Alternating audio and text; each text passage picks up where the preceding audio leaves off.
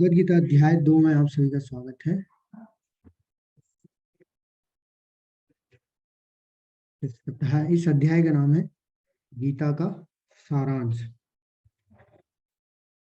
इस अध्याय का एक और नाम भी बोला जाता है सांख्य योग। तो कल के जो अध्याय था हमने उसमें देखा था कि अर्जुन ने जो है 5 कारण दिए थे युद्ध नहीं करने के। तो उसी को हम लोग देखेंगे, लेकिन पहले इस अध्याय के नाम को जो है हम लोग थोड़ा समझ लेते हैं कि गीता का सारांश का मतलब क्या है। तो इस अध्याय को भगवत गीता का सारांश बोला जाता है। सारांश मतलब कि एक तरीके से समरी है, यानी इसमें पूरी, अगर आप देखेंगे तो पूरे भगवत गीता में जो भी चीज बताने वाले हैं भगवान, उसको यहाँ पे एक तरीके से समझा देंगे, मोटा मोटा समझा देंगे, जिससे कि आगे जितने भी अध्याय आएंगे उसमें फिर हम लोग क्या है आसानी से उस चीज को समझ सकें। दूसरा एक नाम है इस अध्याय का सांख्य योग। सांख्य योग का क्या मतलब होता है? सांख्य का मतलब होता है बिंदु। तो भगवान जो है इस अध्याय में मुख्य बिंदुओं के बारे में बताएंगे, विस्तार से बताएंगे, इसलिए यह अध्याय बहुत ही ज्यादा महत्वपूर्ण है। देखिए क्या है कि अलग अलग जो पुराण है हमारे, हर एक पुराण में जो है भगवत गीता के बारे में बताया गया है। तो अग्नि पुराण में भी जो है भगवत गीता का जो है कंपेरिजन किया हुआ है किससे? शरीर के साथ में। कैसे शरीर के साथ में? कि अलग अलग अंग से अलग अलग अध्याय को जो है वो कंपेयर किया है। तो अग्नि पुराण में बताया गया है कि जो हमारे पैर हैं, जो शरीर का जो अंग है, जो पैर होते हैं, वो उसको कंपेयर किया है किससे? भगवत गीता के अध्याय 2 से। क्यों किया है? क्योंकि इस शरीर के आधार क्या है? शरीर का आधार पैर है। और उसी को दर्शाते हुए हम लोग देख सकते हैं कि ये जो पूरी भगवत गीता है उसका अध्याय 2 जो है वो क्या है? आधार है। तो जैसे हम लोग देखते हैं ना कि कितना भी शक्तिशाली व्यक्ति क्यों ना हो, उसका अगर पैर अगर कमजोर है तो वो कुछ नहीं कर पाएगा, चल भी नहीं पाएगा। वैसे ही है कि ये जो भगवत गीता का जो अध्याय 2 है वो बहुत ही ज्यादा महत्वपूर्ण है, क्योंकि ये एक तरीके से सारांश है पूरी भगवत गीता के बारे में। ये हमें डिटेल में बता देता है, और फिर जब और ज्यादा विस्तार में एक एक अध्याय में भगवान एक एक टॉपिक को उठा के फिर हम लोग को जो है समझाते हैं। तो आइए इस अध्याय की शुरुआत करते हैं।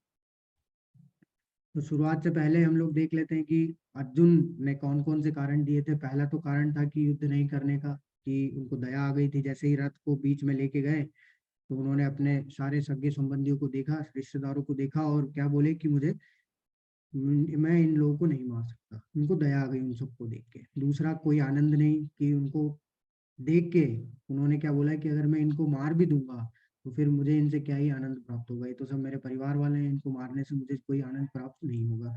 तीसरा, उन्होंने बोला था कि मैं अपने परिवार वालों का ही वध कर दूंगा तो मैं पाप का भोगी बन जाऊंगा। चौथा बोला कि अगर मैं सबको मार दूंगा तो पारिवारिक परंपराएं समाप्त हो जाएगी, अवांछित संतानें पैदा होगी। और अंत में उन्होंने अपना धनुष और बाण रथ पे रख के क्या कर दिए थे? असमंजस में आ गए कि अब वो करे तो करे क्या, अपना डिसीजन नहीं ले पा रहे थे। तो अब जो है संजय क्या बोलते हैं स्टार्टिंग में? संजय उवाच तम तथा कृपयाविष्टम् अश्रुपूर्णाकुले क्षणं विषीदन्तमिदं वाक्यम् उवाच मधुसूदनः। संजय ने कहा, करुणा से व्याप्त शोक युक्त अश्रुपूरित नेत्रों वाले अर्जुन को देखकर मधुसूदन कृष्ण ने ये शब्द कहे। तो कल का अध्याय था अर्जुन विषाद योग। तो अंत में आंसू बहाने लग गए थे, ये सब देख के, सब सारे कारण देखे कि उनसे नहीं, युद्ध नहीं हो पाएगा, और वो असमंजस में नीचे बैठ गए थे रथ के ऊपर। तो वही चीज संजय ने देखी, और वो अब क्या बोल रहे हैं कि अब भगवान उनसे ये शब्द बोल रहे हैं। किसको बता रहे हैं? धृतराष्ट्र को। तो अब भगवान क्या बोलते हैं? श्री भगवान उवाच पुतस्त्वां कश्मलम् इदं विस्मये समुपस्थितं मनारिदुष्टम् अस्वर्ग्यम् अकीर्तिकरम् अर्जुन। परमपिता परमेश्वर ने कहा, मेरे प्यारे अर्जुन, ये अशुद्धियां तुम पर कैसे आई है? वे ऐसे व्यक्ति के लिए बिल्कुल नहीं है जो जीवन के मूल्य को जानता है। वह उच्च ग्रहों की ओर नहीं बल्कि बदनामी की ओर ले जाता है। तो देखिए, यहाँ इस श्लोक से सबसे महत्वपूर्ण बात क्या है? अभी आपने कहीं पे भी, पिछले हमने देखा पिछले अध्याय में, कल के अध्याय में, कि कहीं पे भी श्री भगवान वाच नहीं था। तो इसका मतलब ये है कि ये जो श्लोक है पहला श्लोक है पूरी भगवत गीता में जहां से कि भगवान अपनी जो है प्रतिक्रिया देना स्टार्ट करते हैं, या अपने यानी कि उपदेश देना चालू करते हैं। तो ये सबसे पहला श्लोक है भगवत गीता में जो कि भगवान ने बोला है। उसमें क्या बताया है कि इससे हम लोग क्या सीखते हैं? कि हमने देखा पिछले कितने जितने भी श्लोक आए पिछले अध्याय में, उसमें भगवान ने कहीं पे कुछ नहीं, वो सिर्फ क्या कर रहे थे, वो सिर्फ सुन रहे थे। किसको सुन रहे थे? अर्जुन को। अर्जुन सारी अपनी जो है कारण दे रहे थे युद्ध नहीं करने के, अलग अलग कहीं से भी जो है निकाल के, वेदों से कहीं से भी वो कारण निकाल निकाल के जो है भगवान को दे रहे थे कि ऐसा करने से ऐसा हो जाएगा, इनको मारूंगा तो पाप लगेगा, पारिवारिक परंपराएं नष्ट हो जाएगी, ये सब सुन रहे थे भगवान। तो इससे हम लोग ये सीख सकते हैं कि हमें भी पहले क्या है, किसी भी चीज को ध्यान से सुनना चाहिए। अगर हमें अपनी प्रतिक्रिया देनी है तो उससे क्या है, उसको सुनने, उसको देने से पहले हमें क्या करना चाहिए, सामने वाले की बात को ध्यान से सुनना चाहिए। तो अच्छा वक्ता वही होता है जो क्या होता है, अच्छा श्रोता होता है। ऐसा नहीं है कि हम लोग पहले ही पूरी बात सुने ना और कुछ भी अपनी टिप्पणी देने या अपनी प्रतिक्रिया देना स्टार्ट कर दे, तो वो क्या होगा, वो गलत है। अब कल हमने देखा था कि अर्जुन ने युद्ध नहीं करने के 5 कारण दिए थे, लेकिन उसने जो भी कारण दिए थे वो कैसे दिए थे, अपनी बुद्धि से दिए थे। जो भी उनको ज्ञान था अपनी बुद्धि से उन्होंने दिए थे। और हम लोग जानते हैं कि हमारी बुद्धि और अर्जुन की बुद्धि, हमारी बुद्धि तो अर्जुन से भी कम है, लेकिन अर्जुन की बुद्धि क्या है, वो भी भगवान से कम है। लेकिन तो जो भी उन्होंने कारण दिए थे वो सब क्या है, अपनी बुद्धि से दिए थे। तो अब हम लोगों की बुद्धि या अर्जुन की बुद्धि भगवान से श्रेष्ठ तो नहीं हो सकती। तो उसको सुन के भगवान यहाँ पे उत्तर दे रहे हैं। एक तरीके से क्या होता है कि जब कोई व्यक्ति इतनी तैयारी करता है, जैसे अर्जुन ने क्या किया, अर्जुन ने बहुत तैयारी करी थी इस युद्ध को लड़ने के लिए, ठीक है, अलग अलग जगहों से अस्त्र शस्त्र जो है एकत्रित किए थे, धन एकत्रित किया था उन्होंने, और रथ लिया था, बहुत सारी चीजें उन्होंने जहां जाके सब सब चीजें इस युद्ध को करने के लिए एकत्रित, बहुत तैयारी की थी। और अंत में वो क्या बोल रहे हैं कि मैं युद्ध नहीं करूंगा। तो इसीलिए अर्जुन को जो है भगवान एक तरीके से फटकार लगाते हैं, एक तरीके से उनको आ, चिल्लाते हैं कि हे मेरे प्यारे अर्जुन, ये अशुद्धियां तुम पर कैसे आ गई। मतलब वह ऐसे व्यक्ति के लिए तो बिल्कुल नहीं है जो जीवन के मूल्य को जानता हो। तुम तो जानते हो इस जीवन के मूल्य को वास्तव में, और तुम अगर ऐसे तुम्हारे अंदर ये अशुद्धियां आ जाएगी तो होगा क्या, तुम उच्च ग्रहों की ओर नहीं जाओगे, बल्कि बदनामी की ओर तुमको ये सब चीजें अशुद्धियां तुम्हें लेके जाएगी। तो अगर तुम युद्ध नहीं करोगे तो तुम्हारी क्या होगी, तुम्हारी लोग जो है वो मजाक उड़ाएंगे, क्योंकि तुम तो बहुत बड़े योद्धा हो, तुम्हारा धर्म है युद्ध करना। अगर तुम नहीं करोगे तो तुम बदनामी, तुम्हारी बहुत बदनामी, लोग तुम्हारा बहुत जो है उपहास करेंगे। इस तरीके से जो है भगवान ने यहाँ पे अर्जुन को पहले समझाया। अभी देखते हैं आगे, अब अर्जुन क्या बोल रहे हैं। अब अर्जुन यहाँ पे बताते हैं,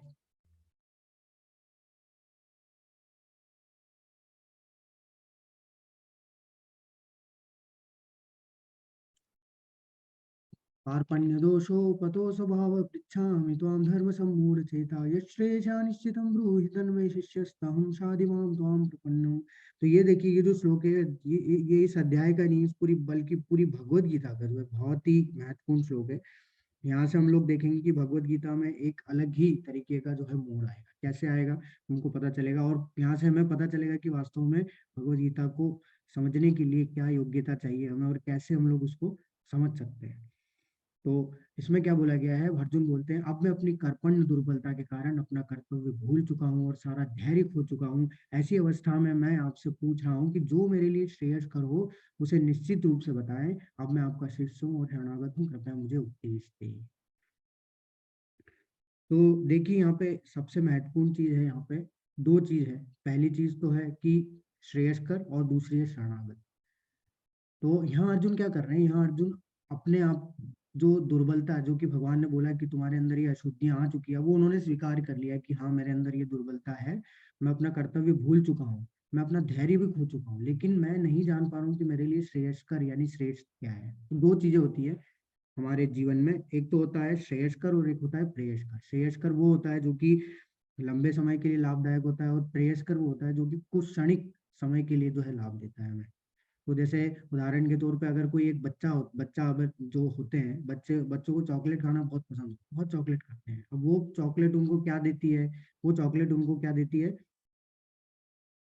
आनंद देती है, लेकिन वो कब तक देगी, कुछ समय के लिए। तो वो बच्चा जो सोच रहा है अपने लिए, वो क्या सोच रहा है, प्रेयस कर सोच रहा है, यानी कि कुछ समय के लिए वो जो आनंद उसको मिल रहा है वो उसको भोगने का प्रयास कर रहा है। लेकिन जो माँ बाप है वो क्या करते हैं, बच्चों को टोकते रहते हैं, बार बार बोलते रहते हैं नहीं नहीं ये मत खाओ, इससे तुम्हारे दांत खराब हो जाएंगे। तो माँ बाप बच्चे की किसके बारे में सोचते हैं, श्रेष्ठता के बारे में, क्योंकि वो लंबे समय के लाभ के बारे में सोच रहे हैं कि अगर ये बच्चा चॉकलेट अभी छोड़ देगा तो लंबे समय, जो आगे आने वाला समय है, उसमें इसको ये दिक्कत नहीं होगी। तो श्रेयस्कर वो चीज होती है जो कि श्रेष्ठ, हमारे लिए श्रेष्ठतम होती है। तो अर्जुन भी यहाँ भगवान से यही बोल रहे हैं कि मेरे लिए श्रेष्ठ क्या है वो मुझे पता है। और ये अर्जुन ने क्यों पूछा? क्योंकि उनको पता था कि हमारी जो बुद्धि है वो सीमित है, और जिससे हम पता नहीं कर सकते कि हमारे लिए श्रेयस्कर क्या है। तभी उन्होंने भगवान से पूछा कि आप ही बताइए कि मेरे लिए श्रेयस्कर क्या है। तो इस यहाँ से हम लोग क्या सीख सकते हैं कि हम जो भी अपनी बुद्धि से फैसला लेते हैं या निर्णय लेते हैं, उसमें हम पूरी तरह सक्षम नहीं है कि हमारे लिए हम लोग श्रेयस्कर या सही डिसीजन ले सके। इसलिए हमें क्या करना चाहिए? हमें गुरु, साधु और शास्त्रों की शरण में जाना चाहिए। गुरु, साधु यानी कि भक्तों, और शास्त्रों की शरण में जाना चाहिए, यानी कि भगवान की वाणी। तो अब हमारे पास तो भगवान, मतलब अर्जुन के पास तो भगवान स्वयं थे, तो हम किसकी शरण ले? तो हमें भगवान की वाणी की शरण लेना चाहिए, हमें भगवत गीता की शरण लेना चाहिए, क्योंकि यही हमें क्या बता सकती है, हमारे लिए क्या श्रेयस्कर है, वास्तविक लक्ष्य क्या है इस मनुष्य जीवन का, वो हमें बता सकती है। तो प्रभुपाद जी इसके तात्पर्य बताते हैं कि ये प्राकृतिक नियम है कि भौतिक कार्यकलाप की प्रणाली ही हर एक के लिए चिंता का कारण है। पग पग पर उलझन मिलती है, अतः प्रामाणिक गुरु के पास जाना आवश्यक है, जो जीवन के उद्देश्य को पूरा करने के लिए समुचित पथ निर्देश दे सके। समग्र वैदिक ग्रंथ हमें ये उपदेश देते हैं कि जीवन की अनचाही उलझनों से मुक्त होने के लिए प्रामाणिक गुरु के पास जाना चाहिए। ये उलझने उस दावाग्नि के समान है जो किसी के द्वारा लगाए बिना भभक उठती है। इसी प्रकार विश्व की स्थिति ऐसी है कि बिना चाहे जीवन की उलझने स्वतः उत्पन्न हो जाती है, क्योंकि नहीं चाहता, कोई नहीं चाहता कि आग लगे, किंतु फिर भी वह लगती है, और हम अत्यधिक व्याकुल हो उठते हैं। अतः मनुष्य को भौतिक उलझनों में न रहकर गुरु के पास जाना चाहिए। यही इसी श्लोक का तात्पर्य है। तो देखिए यहाँ प्रभुपाद जी क्या बता रहे हैं कि जीवन में दुख हमेशा आएगा। अगर हम लोग कोशिश करें कि हम लोग दुख से एकदम मुक्त हो सकते हैं, तो वो असंभव है। तो अगर हम लोग इस भौतिक संसार में हैं तो दुख आएगा ही आएगा। और भगवान स्वयं इस भौतिक संसार को क्या बताते हैं भगवत गीता में, आगे आने वाले अध्याय में बताएंगे कि भगवान इस भौतिक संसार को बोलते हैं दुखालयम और शाश्वतम। ये दुखालय है, जैसे हिमालय होता है, हिमालय का मतलब क्या होता है? हिम प्लस आलय, आलय यानी घर, जहाँ पे कि बर्फ, बर्फ ही बर्फ है, बर्फ का घर। वैसे ही दुखालय यानी कि दुखों का घर। तो ये जो भौतिक संसार है दुखों का घर है। इसमें दुख समाप्त हो ही नहीं सकता। अगर हम लोग सोचें कि कुछ नहीं करें तो भी दुख कहीं ना कहीं से हमें ढूंढ के आ जाएंगे। तभी हम प्रभुपाद जी क्या बता रहे हैं कि बिना चाहे जीवन की उलझनें स्वतः उत्पन्न हो जाती है, हम कुछ भी कर ले। किस प्रकार से? जैसे कि आपने देखा होगा कि गर्मियों के मौसम में जो जंगल होते हैं उसमें आग लगाए बिना ही आग लग जाती है, वैसे ही हमारे जीवन में दुख हमें कहीं ना कहीं से ढूंढ के आ ही जाएगा। अगर हम लोग कुछ नहीं भी करेंगे तो भी हमें दुख मिलेगा ही मिलेगा। जैसे उसको उदाहरण होता है, जैसे गौतम बुद्ध है। अब गौतम बुद्ध जब पैदा हुए थे, आपने सुना होगा कि जब वो पैदा हुए थे तो उनके पिताजी उनको महल से बाहर ही नहीं निकाले, क्योंकि उनको पता है कि वो इस संसार की सच्चाई को नहीं दिखाना चाहते थे। तो वो महल में ही उनके लिए सारी सुख सुविधाएं उपलब्ध करा दी। लेकिन गौतम बुद्ध के अंदर जिज्ञासा थी, उनको बाहर जाने की बहुत इच्छा थी, तीव्र इच्छा थी। तो एक समय पे वो निकल गए बाहर, और जब निकले तब उनके सामने सारी सच्चाई आ गई, और उनको पता चल गया कि अच्छा, असली दुनिया तो ये है जो दुखों से भरी हुई है, ना कि वो जिसमें मैं रह रहा था। तो वैसे ही प्रभुपाद जी भी यहाँ बता रहे हैं कि जिस प्रकार खाली जंगल में भी आग लग जाएगी, इस प्रकार भी हम लोग कुछ नहीं करेंगे तो भी हमारे जीवन में जो है दुख कहीं ना कहीं से हमें ढूंढ के आ ही जाएंगे। परंतु अगर जीवन में दुख आते हैं तो हमें क्या करना है? वही चीज यहाँ पे है कि कठिन समय है, हम किसके पास जाएं? तो हमें अर्जुन का, जो है अर्जुन ने जो किया है, यहाँ हमें भगवत गीता मदद करती है कि अर्जुन ने जो किया वही हमें भी करना है। क्या करना है? अर्जुन ने क्या किया है? अर्जुन ने भगवान की शरण ली है, शरणागत। शिष्यस्त हम शादी माम त्वाम प्रपन्न, उन्होंने बोला कि मैं आपकी शरणागत लेता हूँ, अब आप मुझे बताइए कि मेरे लिए श्रेयस्कर क्या है। तो हमें भी क्या करना है? हमें भी जैसे कठिन समय मतलब कैसे आता है व्यक्ति, हमें भी क्या करना है? भगवान की, गुरु साधु शास्त्रों की शरण में जाना है। जैसे कठिन समय कैसे हो गए आजकल लोगों के? कठिन समय ऐसे हो गए कि कोई व्यक्ति डिप्रेशन में आ जाता है, कोई व्यक्ति स्ट्रेस, एंजाइटी, इस ये सब से गुजर रहा है। वो निर्णय नहीं ले पाता अपने लिए कि उसके लिए सही क्या है, गलत क्या है, और उसके बाद वो क्या करता है? उसका फल ये होता है कि वो अपने शरीर को तकलीफ देता है, या तो वो अपने शरीर को नष्ट करने के लिए प्रयास करेगा या फिर कोई दूसरे और भी कार्य करेगा, तो वो गलत है। क्यों? क्योंकि हम लोग नहीं निर्णय ले पा रहे। तो ऐसा नहीं करना है। सारी समस्या का समाधान कहाँ है? जहाँ बताया गया है। अगर हम लोग सही ढंग से अगर इसको फॉलो करेंगे तो यहाँ पता चलता है कि अर्जुन ने जो किया वही हमें भी करना चाहिए। क्या करना है? हमें गुरु साधु और शास्त्रों की शरण में जाना चाहिए। जिससे क्या होगा कि हमें ये पता चल सके कि हमारे लिए क्या श्रेयस्कर है, क्या श्रेष्ठ है। अब आप सोच रहे होंगे कि ये श्लोक टर्निंग पॉइंट कैसे है, ये जो अभी हमने पढ़ा। तो यहाँ पे अब देखिए, अर्जुन ने ये नहीं पूछा कि मुझे युद्ध कैसे करना है, अर्जुन ने ये नहीं पूछा कि मुझे बाण कैसे चलाना है, कहाँ पे चलाना है, किस पे चलाना है, क्योंकि इस सब में तो वो निपुण है। बहुत ही बड़े योद्धा थे उस समय के। उन्होंने क्या पूछा? उनका है कि आखिर इस जीवन का उद्देश्य क्या है, मुझे करना क्या है, आखिर मैं करूं तो करूं क्या इस जीवन में। यही हमारा भी प्रश्न है जो कि अर्जुन ने पूछा है। वही जैसे हमने कल डिसाइड किया था ना कि जैसे कल देखा था कि चर्चा की थी इस पे कि अर्जुन जो है वो किसको अ, दर्शा रहे हैं, हम लोगों को दर्शा रहे हैं। यानी कि जो भी अर्जुन प्रश्न पूछ रहे हैं वो किसके प्रश्न है? वो ना उनके प्रश्न नहीं, वो हमारी तरफ से पूछे गए प्रश्न है, हमारे हित के लिए पूछे गए प्रश्न है। तो यही हमें यहाँ से सिखाते हैं कि हमें क्या करना है। अब कल हमने देखा था कि भगवत गीता हमें 5 विषयों के बारे में बताती है। तो उसमें सबसे पहला विषय था कि भगवान, ईश्वर के बारे में। तो हम पहले जानते हैं ईश्वर के बारे में कि ईश्वर कौन है, तो भगवान कौन है। तो अभी अभी तक आपने देखा होगा कि अभी कल हमने सबसे पहला श्लोक पढ़ा, उसमें लिखा था धृतराष्ट्रवाच, यानी धृतराष्ट्र ने कहा। तो व्यास देव जी ने लिखा धृतराष्ट्रवाच। जब संजय ने कहा तो संजय उवाच लिखा। जब अर्जुन ने कहा तो अर्जुन उवाच लिखा। लेकिन आज हमने देखा, जब भगवान श्री कृष्ण बोले तो उनमें लिखा हुआ है श्री भगवान उवाच। तो जो व्यासदेव जी है, उन्होंने ये चीज की पहली पुष्टि कर दी कि भक्त, वो एक तो महान भक्त है और वो सारे ही जितने भी हमारे वैदिक शास्त्र हैं उनके क्या है, वो रचयिता है। उन्होंने लिपिबद्ध किया है सारे। तो उन्होंने ये बता दिया कि परमपिता परमेश्वर भगवान श्री कृष्ण है। लेकिन उनके जो पिता थे पाराशर मुनि, उन्होंने वास्तव में भगवान की परिभाषा दी थी कि भगवान की परिभाषा है क्या। और भगवान की परिभाषा ये है, ऐश्वर्यस्य समग्रस्य वीर्यस्य यशाश्रिय ज्ञान वैराग्य यो सच्चैव सन्नम भग इति गणः। तो भग एक धातु होती है और उसमें आता है 6 प्रकार के ऐश्वर्य। तो जिसके अंदर ये 6 प्रकार के ऐश्वर्य असीमित मात्रा में होंगे, वही भगवान कहलाने योग्य है। बाकी और कोई भगवान कहलाने योग्य नहीं। तो भगवान कौन होगा? जिसके अंदर ये 6 जो लक्षण होते हैं, ऐश्वर्य से, समग्र से, वीर्य से, यशा, श्रिय, ज्ञान, वैराग्य, ये सब, वही क्या होता है, वो भगवान है। तो अभी हम लोग देखते हैं, देखिए ये विष्णु पुराण में दिया हुआ है, आप जाके देख सकते हैं। और अब हम लोग देखते हैं कि कैसे भगवान श्री कृष्ण इन 6 ऐश्वर्यों से या 6 जो लक्षण बताए हैं भगवान के, उनको कैसा पूरा करते हैं। तो सबसे पहले हम लोग देखते हैं सुंदरता।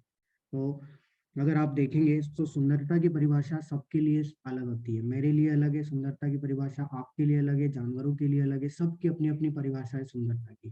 किसी के लिए कोई एक परिभाषा नहीं है। अगर मैं ऐसा बोलूं कि कोई चीज मेरे लिए सुंदर है, तो जरूरी नहीं हो कि वो आपके लिए भी सुंदर हो। कोई चीज आपके लिए सुंदर हो, जो जरूरी नहीं हो कि मेरे लिए सुंदर। वैसे ही कोई चीज हमारे मनुष्यों के लिए सुंदर है, तो जरूरी नहीं हो वो जानवरों के लिए भी सुंदर हो। जैसे उदाहरण के तौर पे मैं आपको बताता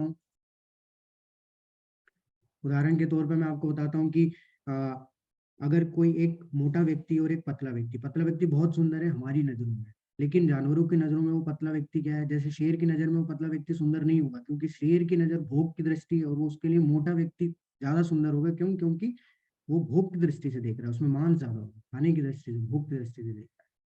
तो हर किसी के लिए सुंदरता की परिभाषा अलग होती है। लेकिन भगवान श्री कृष्ण इतने सुंदर हैं कि कभी सभी जितने भी जो चर हैं, अचर हैं, जीव हैं, जंतु हैं, जितने भी प्राणी इस संसार में देख रहे हैं, सभी को वो आकर्षित करते हैं। फिर वो मनुष्य हो या जानवर हो या फिर कोई भी क्यों ना हो, इस संसार में सभी लोग क्या करते हैं, सभी को वो आकर्षित करते हैं अपनी सुंदरता से। उसका उदाहरण आता है, इसका उदाहरण जैसे शास्त्रों में अगर आप देखेंगे तो उदाहरण आता है कि जब भगवान श्री कृष्ण अपनी गायों को चराने जाते थे तो जंगल में, तो जो बादल होते थे वो हमेशा उनके ऊपर ही मंडराते रहते थे। तो वो उनकी सुंदरता से इतना ज्यादा आकर्षित थे कि वो उनको छोड़ते नहीं थे, और बादल जहां जहां वो जाते थे वहां वहां वो बादल जाते थे। वैसे ही दूसरी एक कहानी आती है कि जब भगवान श्री कृष्ण बांसुरी बजाते थे तो जो यमुना मैया थी जो बहती थी वो रुक जाती थी, थम जाती थी। तो कृष्ण की परिभाषा ही क्या है, कर्षति सह कृष्ण, यानी कि अर्थात जो आकर्षित करता है वही भगवान श्री कृष्ण है। तो सुंदरता के बारे में ये। दूसरा बताया ज्ञान। तो ज्ञान अभी हम लोग देख रहे हैं कि जो 5000 साल पहले भी चल रहा था वो आज भी चल रहा है, नित्य बना हुआ है। ये ज्ञान हम आज भी सीखने का प्रयास कर रहे हैं और आज भी बहुत से लोग हैं जो इसको नहीं समझ पाए, इसके मर्म को, उसके उपदेश को नहीं समझ पा रहे। तो समझ सकते हैं कि कितना नित्य ज्ञान जो कि अभी तक जो है बना हुआ है श्रीमद् भगवत गीता का। तीसरी चीज है प्रसिद्धि। तो प्रसिद्धि की अगर बात करें हम लोग, तो वृंदावन में भगवान ने जो कुछ भी लीलाएं की है, भगवान से उनको हमेशा प्रसिद्धि ही मिली है। अगर आप देखिए, अगर कोई व्यक्ति इस भौतिक संसार में अगर जाता है और चोरी कर लेता है किसी के जगह, किसी के घर जाके, किसी भी जगह पर अगर चोरी कर लेता है, तो उसको क्या होगा, उसको जेल हो जाएगी, उसको दंड मिलेगा। लेकिन भगवान श्री कृष्ण ने जब कुछ चोरी की वृंदावन में, तो उनको क्या है, उनको एक और नाम दे दिया गया, क्या, माखन चोर। तो ये क्या है, लीला है। भगवान ने लीला की और भगवान की प्रसिद्धि हो गई। तो भगवान, अगर आप देखें तो जो भी कार्य करते थे उससे क्या, उनकी हमेशा प्रसिद्धि होती थी। तो अगर आप ये भी गौर करें कि आज के इस युग में, अगर आपने देखा होगा कि पूरे संसार में सबसे ज्यादा जो है जन्माष्टमी मनाई जाती है। पूरे संसार में सबसे ज्यादा जो है हर एक देश में जो है जगन्नाथ यात्रा, रथ यात्रा का जो है आयोजन किया जाता है। तो इससे हम लोग देख सकते हैं कि कितने प्रसिद्ध है। दूसरा, भगवान कितने ज्यादा प्रसिद्ध है कि उनके जो दुश्मन होते हैं, जैसे कंस है, वो भी भगवान का जो है गुणगान करते रहते थे। तो उनको भी हमेशा भगवान दिखते ही रहते थे, कृष्ण कृष्ण ये, वो कृष्ण ये। तो हम देख सकते हैं कि वो इतने ज्यादा प्रसिद्ध हैं कि उनके जो दुश्मन है वो भी उनके नाम का जो है गुणगान करते रहते हैं। तो ये आप देख सकते हैं कि कितने ज्यादा प्रसिद्ध हैं। उसके बाद धन की अगर बात करें, तो धन की अगर बात करेंगे तो धन के बारे में जो है भगवान ब्रह्म ब्रह्म संहिता में बताया गया है, ब्रह्मा जी ने, कि भगवान की जो है, भगवान के धाम में भगवान की जो है पैरों की सेवा, हजारों हजारों लक्ष्मी जो है पैरों की सेवा करती है। अब आप खुद सोचिए कि जो धन की लक्ष्मी देवी है, वो खुद जो है भगवान की सेवा करने में लगी, हजारों लक्ष्मी ऐसी सेवा करने में लगी हुई है। तो उनसे ज्यादा धनवान और कोई कैसे हो सकता है। दूसरी चीज है शक्ति। तो शक्ति के बारे में अगर मैं आपको बोलूं, तो भगवान ने बहुत कम उम्र में कितने सारे जो है बड़े से बड़े राक्षसों का वध कर दिया था। आप देख सकते हैं, आपने कहानियां पढ़ी होगी, देखी होगी, सुनी होगी। अ, और सबसे महत्वपूर्ण चीज मैं एक और है कि शक्ति के बारे में, कि बिना शस्त्र के, बिना अस्त्र के उन्होंने पांडवों को जो है विजय दिलवा दी। तो आप देख सकते हैं कि कितना शक्तिशाली भगवान है, जिससे कि उनके पास ना अस्त्र है ना शस्त्र है, फिर भी वो उनके साथ रहते हुए भी पांडवों जो है विजय हो गए। त्याग। तो सबसे महत्वपूर्ण इस जो लक्षण है वो त्याग ही है। तो अगर किसी भी व्यक्ति के पास सुंदरता आ जाए, ज्ञान आ जाए, ठीक है, प्रसिद्धि आ जाए, धन आ जाए, शक्ति आ जाए, त्याग की भावना आना बहुत ही ज्यादा महत्वपूर्ण है, बहुत ही ज्यादा असंभव भी है। तो त्याग अगर किसी में नहीं है, इसका मतलब ये है कि वो इन सब से घमंड कर रहा है, इन सारी चीजों से घमंड कर रहा है। तो भगवान में इन सारी चीजों का कोई भी घमंड नहीं, त्याग भी उतना ही है। क्यों, तभी उनको अर्जुन क्या किस नाम से संबोधित करते हैं, अच्युत के नाम से संबोधित करते हैं, जो कि अपनी आ, पद से कभी भी नीचे नहीं गिरता। तो भगवान क्या है, भगवान अपने पद पे बने हुए भी भगवान अपने भक्त के लिए सारथी बनना स्वीकार कर लिए। ठीक है, तो सारथी बनना स्वीकार किए, ये त्याग है भगवान का, कि उन्होंने अपने भक्त के लिए ये स्वीकार किया। जैसे उदाहरण के तौर पर राम जी है। राम जी तो क्या थे, राजा थे, और पूरे अयोध्या के वो राजकुमार थे, लेकिन फिर भी उन्होंने क्या किया, वो सबरी के झूठे बेर खाना उन्होंने स्वीकार किया। ये त्याग है भगवान का। तो भगवान त्याग करते हैं। तो भगवान के अंदर त्याग की भावना भी उतनी ही मात्रा में होती है, असीमित मात्रा में होती है, जित, जितने की दूसरे लक्षण है। तो इसलिए जो इन सारे लक्षणों, जिस भी व्यक्ति में ये सारे लक्षण असीमित मात्रा में होंगे, वही व्यक्ति क्या है, भगवान है। तो अभी हम लोग ये यहाँ से हमें देखिए, ये जानना बहुत ही ज्यादा आवश्यक है, क्योंकि आ, वास्तव में अभी क्या हो रहा है कि जितनी भी भगवत गीता पे भाष्यकार आ रहे हैं, मतलब जो भी टिप्पणी दे रहे हैं, अपनी कमेंट्री लिख रहे हैं भगवत गीता के ऊपर, वो सब क्या कर रहे हैं, वो सब जो है हमें, हमारा जो है पथ जो है भ्रष्ट कर रहे हैं। मतलब हमारी हमारे हमें हमें पथ, जो हमारा वास्तविक पथ है, वो आध्यात्मिक मार्ग का, उससे हम लोग को क्या है, अलग कर रहे हैं। तो ऐसे भाष्यकार क्या करते हैं, भगवत गीता को काल्पनिक मानते हैं, सांकेतिक मानते हैं, और वो इस तरह से बताते हैं कि 5 पांडव जो है हमारी 5 इंद्रियां हैं, और जो अर्जुन है वो बद्ध जीव है, कृष्ण जो है वो मुक्त जीव है। इस तरह से वो टीकाएं बिल्कुल लिखते हैं, जो कि बिल्कुल भी सही नहीं है। क्योंकि महाभारत हमारा इतिहास है, ठीक है, वो कोई काल्पनिक नहीं है, ना वो कोई सांकेतिक है, वास्तव में वो चीज हुई है। और आज बहुत सारे वैज्ञानिकों ने उस पर जो है उस पर अपने अपनी जो है स्टडी कर रखी है। और इसलिए भगवत गीता भी क्या है, सांकेतिक या काल्पनिक नहीं है। इसमें जो कुछ भी तथ्य है वो बिल्कुल क्या है, प्रैक्टिकल है। तो उसमें उसे हमें समझना चाहिए कि श्री कृष्ण भगवान जो है वो स्वयं यहाँ पे हमें ये चीज बता रहे हैं कि कैसे ये सब चीजें प्रैक्टिकली हम लोग को फॉलो करनी है, हमें आत्मसात करनी है, और कैसे हम लोग इस जीवन को जी सकते हैं। तो कोई भी व्यक्ति में अगर ये 5 लक्षण पाए जाएंगे तो वही क्या होगा, भगवान होगा। लेकिन कैसे होना चाहिए, अनंत मात्रा में होना चाहिए। तो ये यहाँ से हम लोग समझ सकते हैं। अभी वास्तव बात आती है कि जो भगवान होते हैं, ठीक है, वास्तव में परम सत्य उनको बोला जाता है, परम सत्य, एब्सोल्यूट ट्रुथ। तो कई बार क्या होता है कि अलग अलग तरह के लोग हैं इस संसार में। हर कोई क्या है कि अपने अपने हिसाब से भगवान की जो है पूजा करता है, ध्यान करता है। तो उसी के बारे में भी यहाँ हम लोग देखते हैं कि कितने प्रकार से जो है हम लोग भगवान की पूजा करते हैं, इस संसार में लोग कितने प्रकार से करते हैं, उस परम सत्य को कैसे जो है ध्यान लगाते हैं। तो अगर कोई व्यक्ति को अगर देखें हम लोग, तो अगर अब मैं आपसे यहाँ पूछूं कि आपको यहाँ क्या दिख रहा है, तो आप बोलेंगे कि एक टापू दिख रहा है, ठीक है। तो उस टापू पे अगर आप दूर से अगर किसी टापू को देख रहे हैं, तो उसमें आपको ये नहीं पता चलेगा कि वहां पे है क्या। लेकिन आपको उस टापू पे क्या है ये जानने के लिए, देखने के लिए आपको उसके पास जाना पड़ेगा। मान लो आप उसके और पास गए, तो आपको पता चलेगा अच्छा वहां पे एक पेड़ है, ठीक है। उस पेड़ के पास उस जब उस आप पेड़ को देखोगे, आप ये आपको जानना है कि उस पेड़ पे कौन बैठा है, क्या कर रहा है, तो उसके लिए आपको और नजदीक जाना पड़ेगा। तो जब आप और नजदीक जाएंगे उस टापू के, तो आपको पता चलेगा अच्छा वहां पे एक पेड़ है, और पेड़ के ऊपर एक पक्षी जो कि फल खा रहा है। वैसा ही इस परम सत्य को जानने के लिए हम लोग करते हैं।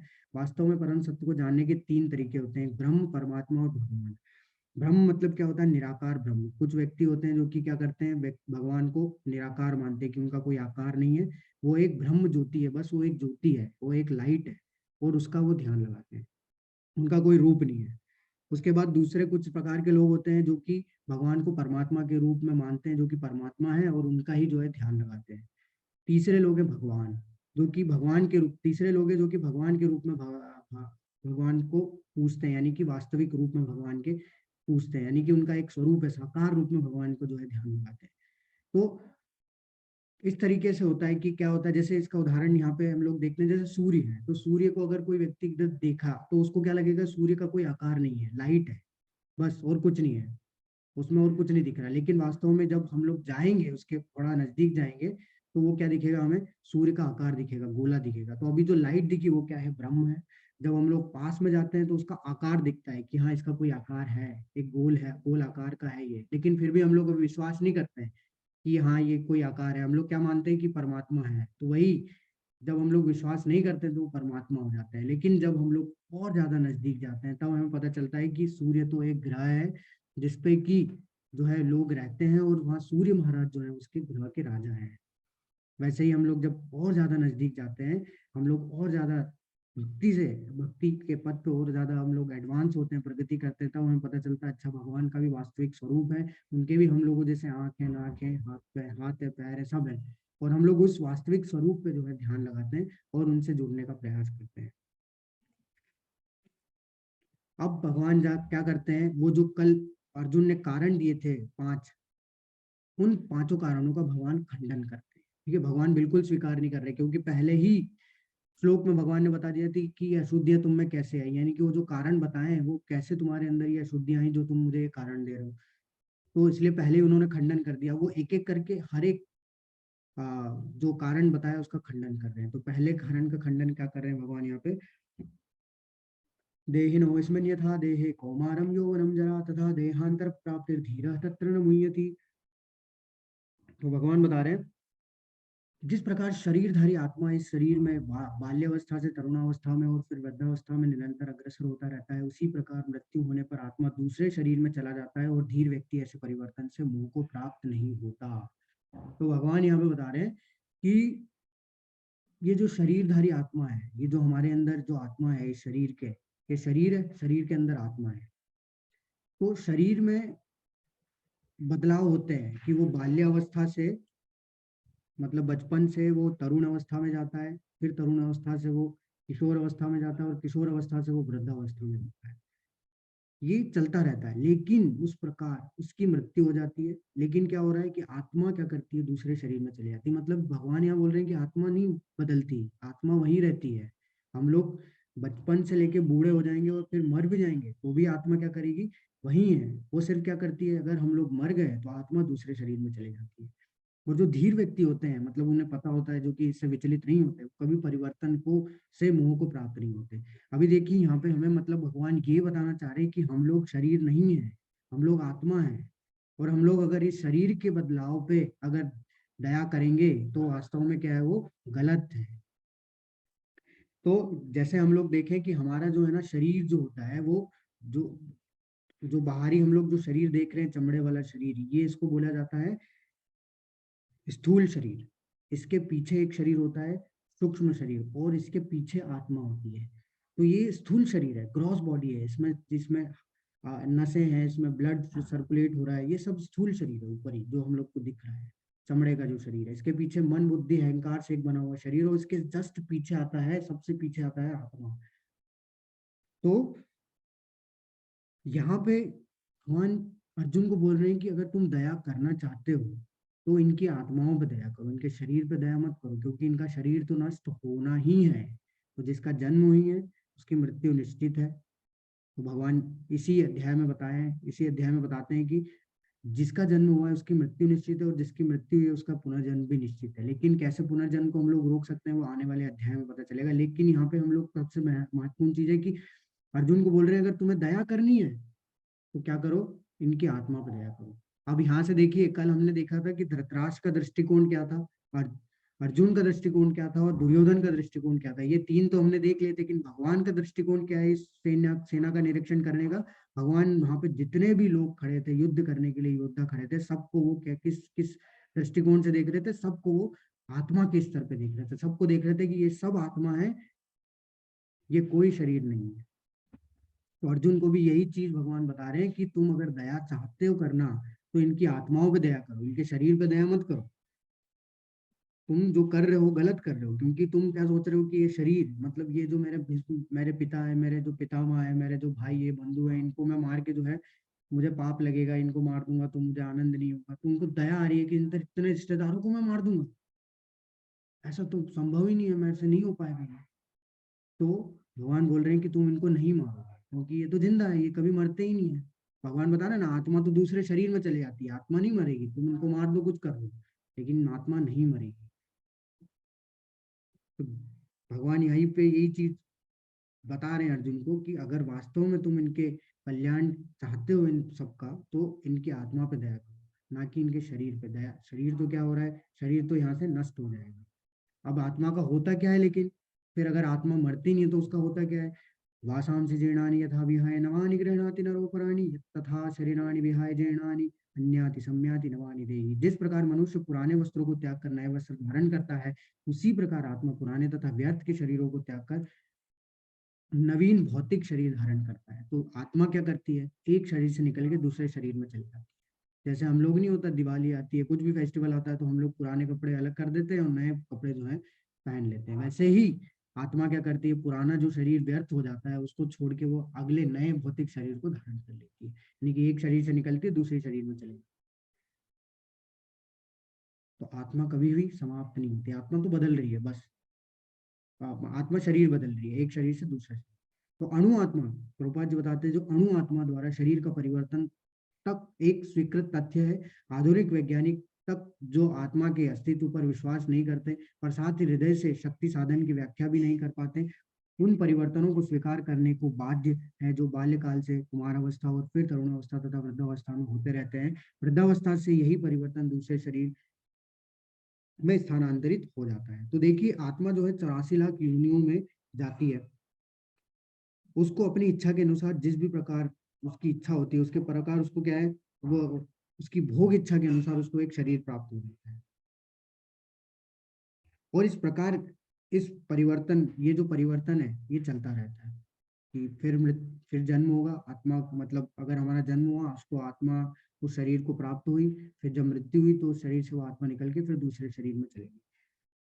मतलब भगवान क्या बोल रहे हैं कि अगर तुम इन्हें नहीं भी मारोगे तो इनके शरीर का परिवर्तन होना निश्चित है, यानी कि इनकी मृत्यु निश्चित है। तो अगर तुम नहीं भी मारोगे तो ये मरेंगे, या तो एक दूसरे से लड़के मरेंगे या किसी और कारण से मरेंगे, लेकिन इनको मरना है, ये तो निश्चित है। तो इनकी आत्मा जो है वो हमेशा बनी रहेगी, यानी कि ये हमेशा बने रहेंगे, क्योंकि ये शरीर नहीं है, ये आत्मा है सब। तो तुम तो एक तरीके से निमित्त मात्र हो इनके शरीर को नष्ट करने के लिए। अगर दया करोगे इनकी आत्मा पे तो इनकी आत्मा क्या हो जाएगी, इनकी आत्मा का कल्याण होगा। तो जैसे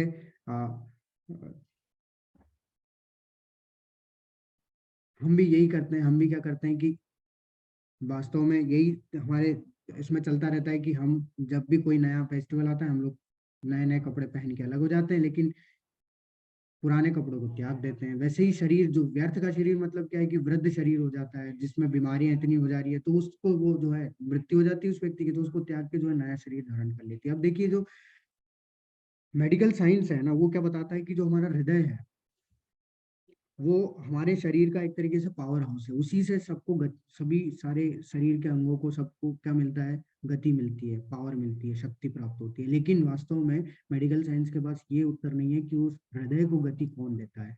तो भगवान यहाँ पे सीधी सी भाषा में बता दिए, एकदम स्पष्ट रूप से बता दिए कि हृदय को गति आत्मा से मिलती है। और एक बार अगर आत्मा ने शरीर छोड़ दिया तो आप उसमें कोई भी मशीन लगा दो, शरीर दोबारा से क्रियाशील नहीं होगा। तो यहाँ से ये चीज भगवान एकदम क्लियर कर दी है। अब आत्मा का स्वभाव देखिए, नयनम चिंदन्ति शस्त्राणि नयनम दहति पावका न चैनम क्लेदयन्ति पुनः शोषयति मारुता। यह आत्मा ना तो कभी किसी शस्त्र द्वारा खंड खंड किया जा सकता है, न अग्नि द्वारा जलाया जा सकता है, न जल द्वारा भिगोया जा सकता है, न वायु द्वारा सुखाया जा सकता है। तो कोई भी ऐसी चीज नहीं है जो इस आत्मा को नष्ट कर दे। कोई आग नहीं है, कोई पानी नहीं है, कोई ऐसा शस्त्र नहीं है जो कि इसको क्या कर दे, नष्ट कर दे। आत्मा हमेशा बनी रहती है, आत्मा हमेशा शाश्वत है। क्यों शाश्वत है, अगले उसमें हम लोग देखेंगे कि वास्तव में आत्मा शाश्वत क्यों है। तो अब देखिए हम लोग शरीर की अगर बात करें तो हम लोग क्या करते हैं कि भगवान ने हमें ये तो बता दिया कि हम लोग शरीर नहीं है, हम आत्मा है, लेकिन वास्तव में हम लोग ये चीज को समझ नहीं पाए। और मैक्सिमम लोग इस संसार में हैं जो कि जानते हैं कि हम शरीर नहीं है, हम आत्मा है, लेकिन फिर भी वो कार्य किसके लिए करते हैं, शरीर के लिए करते हैं। वो क्या करते हैं, अच्छे कपड़े पहनते हैं, अच्छे खाना खाते हैं, अपनी सफाई साफ सफाई रखते हैं, बहुत अच्छी बात है, करना चाहिए। लेकिन वास्तव में क्या ये हमारी जीवन की समस्याओं का हल है, ये सब करने से? क्या हम लोग इतना सब करने से हमारी जीवन की जितनी भी समस्याएं वो समाप्त हो जाएगी क्या? नहीं होगी। उल्टा हमें क्या मिलता है, उल्टा हम लोग शिकार हो जाते हैं तनाव का, निराशा का, डिप्रेशन का, चिंता का। ये सब जितनी भी बीमारियां हैं हमारे ऊपर हावी होती है।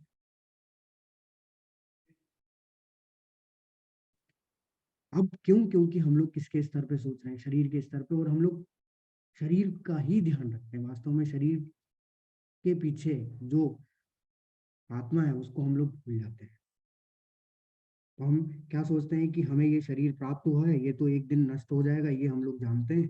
तो जितना भोग करना चाहे, जितना एंजॉय करना चाहे, जितना मजा करना चाहे कर लो इस संसार में, क्या पता अगला जीवन मनुष्य जीवन मिले या ना।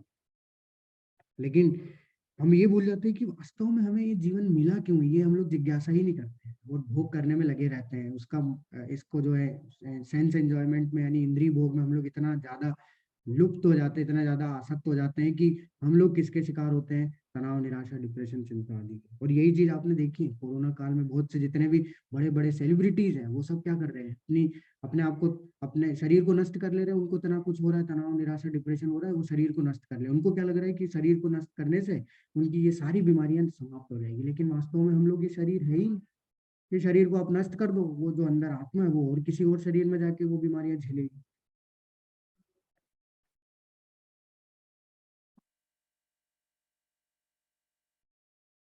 तो जब तक हम ये नहीं जान लेते कि ये शरीर, हम लोग शरीर नहीं है, हम लोग आत्मा है, और हम लोग ये आत्मसात नहीं कर लेते, हम लोग इस पे इसका रियलाइजेशन नहीं कर लेते, तब तक हम लोग को क्या है, संसार में दुख झेलने ही पड़ेंगे।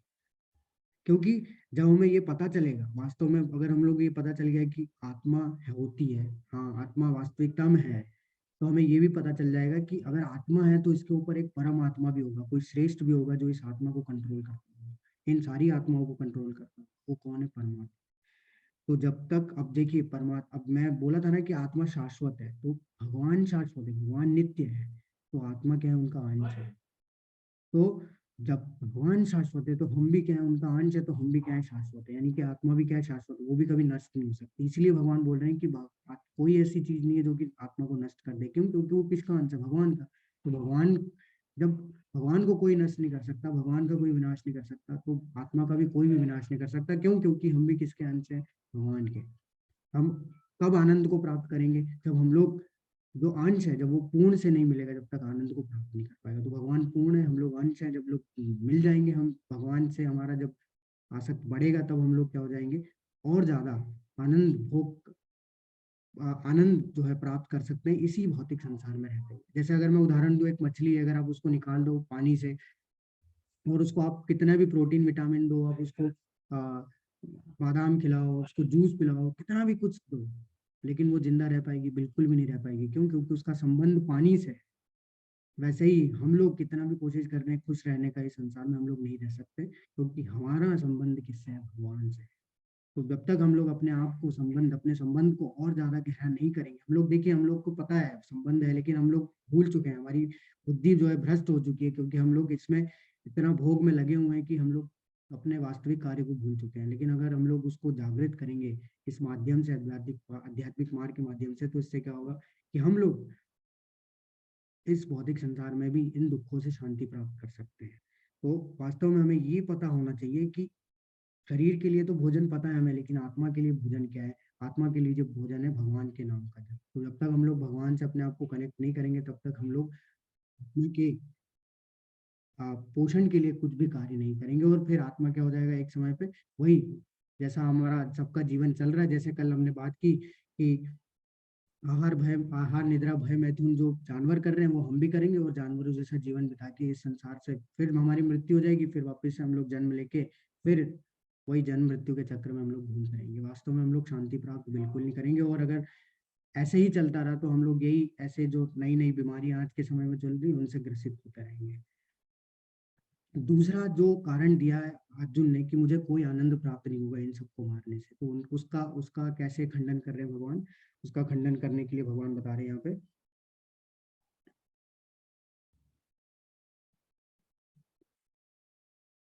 तुम्हारे शत्रु अनेक प्रकार के कटु शब्दों से तुम्हारा वर्णन करेंगे, और तुम्हारे सामर्थ्य का उपहास करेंगे। तुम्हारे लिए इससे दुखदाई और क्या हो सकता है? तो भगवान क्या बता रहे हैं कि अगर तुम युद्ध नहीं करोगे, तो सबसे बड़ी चीज है कि तुम्हारी सब जो है उपहास उड़ाएंगे, क्योंकि तुम क्षत्रिय हो, तुम्हारा धर्म है युद्ध करना, तुम्हारा धर्म है रक्षा करना। और तुम अगर उस धर्म का पालन नहीं करोगे, और तुम पहले ही एक तो बहुत बड़े योद्धा हो, और तुम अगर यहाँ से भाग जाओगे कायरों की तरह, तो तुम्हारा उपहास उड़ाएंगे, तुम्हारे सामर्थ्य का उपहास उड़ाएंगे। और कोई क्षत्रिय के लिए मृत्यु से ज्यादा दुखदाई क्या होता है? उसका उपहास उड़ाना। ठीक है, तो मतलब बहुत शक्तिशाली है ना, अर्जुन तो बहुत ज्यादा ही, तो उस समय के जो बहुत ही बड़े योद्धा थे, तो उसके लिए भगवान यहाँ बता रहे हैं। जैसे अगर मैं एक उदाहरण देता हूँ कि अगर आर्मी ऑफिसर आतंकवादी को मारेगा, तो उसको अवार्ड मिलेगा। और अगर वही आर्मी ऑफिसर अगर भाग के घर आ जाएगा, और किसी और व्यक्ति को, उसके घर के आस पड़ोस वाले व्यक्ति को अगर मार देगा, अगर वो गलत कार्य कर रहा है, तो क्या उसको अवार्ड मिलेगा? नहीं। उसको क्या मिलेगा? उसको दंड मिलेगा, उसको जो है सजा मिलेगी। क्यों? क्योंकि वो युद्ध स्थल पे नहीं है। इसलिए भगवान क्या बोल रहे हैं कि अगर तुम यहाँ से भाग जाओगे कायरों की तरह, तो तुम्हें कोई अवार्ड नहीं मिलेगा, तुम्हारे लोग जो है उपहास ही उड़ाएंगे। अगर तुम यहाँ पे अगर किसी भी व्यक्ति का वध करते हो, तो उससे तुम्हारा जो है वो सामर्थ्य और बढ़ेगा, तुम्हारी जो है लोग वाहवाही करेंगे। क्यों? क्योंकि तुम्हारा धर्म है युद्ध करना। तो अगर अर्जुन ये युद्ध छोड़ देगा, तो क्या होगा कि उसकी भर्त्सना होगी, उसको लोग कायर बोलेंगे। और दूसरी चीज है कि अगर मैं अ,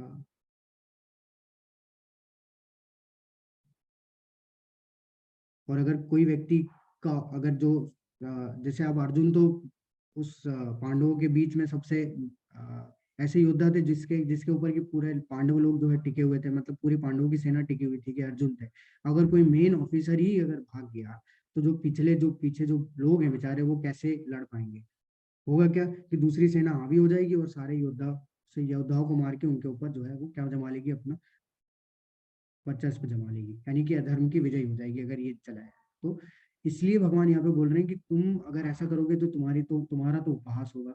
और दूसरी चीज बोल रहे हैं कि हे कुंती पुत्र, यदि तुम युद्ध में मारे जाओगे ना तो तुम्हें स्वर्ग प्राप्त होगा, या यदि तुम जीत जाओगे तो तुम्हें पृथ्वी का साम्राज्य का भोग करने मिलेगा। तो दृढ़ संकल्प करके खड़े हो और युद्ध करो, तो दोनों में तुम्हारा ही फायदा है, दोनों में आनंद ही आनंद है।